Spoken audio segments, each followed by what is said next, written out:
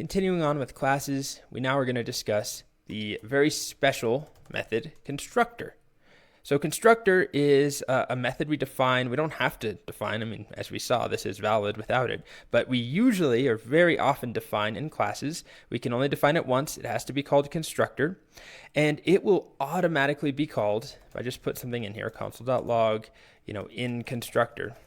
Every single time we instantiate a new instance of this class, JavaScript behind the scenes calls this method, this constructor function. So we don't tell it to call that manually. We don't execute this ourselves.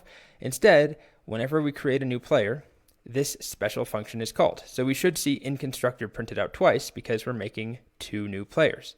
And we do. So I'm not calling that manually, but I'm instantiating a player, so that's created.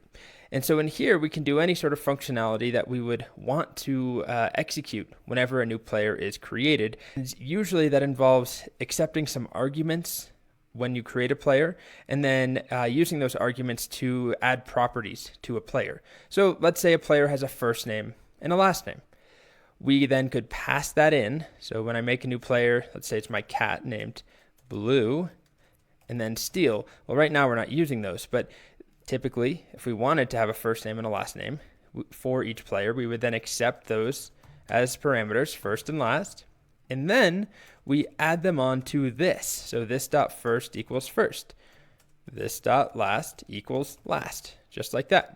So they don't have to be the same name. It's just a parameter, right? You can name this whatever you want, name this whatever you want. But this is significant because now every single player instance will have a first property and a last property that we can access.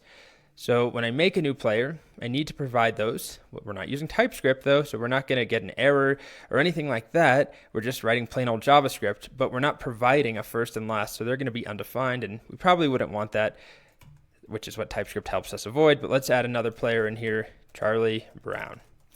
Okay, and let's go ahead and just console.log maybe player1.first, and we should see that player 1 has a first name. And let's do player 2 or player 1.last as well. And we should also see player 1 has a last name that we passed in and then was stored on the individual instance. And there we go. We see Blue as the first name and Steel as the last name. So we use this pattern all the time. You write a constructor function, accepts arguments, you pass those arguments in, and then you use those values to store or to add a property on the specific instance, in this case of the player class. So that is our first example of a constructor. And now when we make a player, we provide a first and a last, and then we store those using this. Now this is going to refer to the particular instance, right? So this, the first time here, will refer to player 1. The second time around, it refers to player 2. Whatever the instance is that we're creating, that's what this will refer to. Okay, so that's constructor.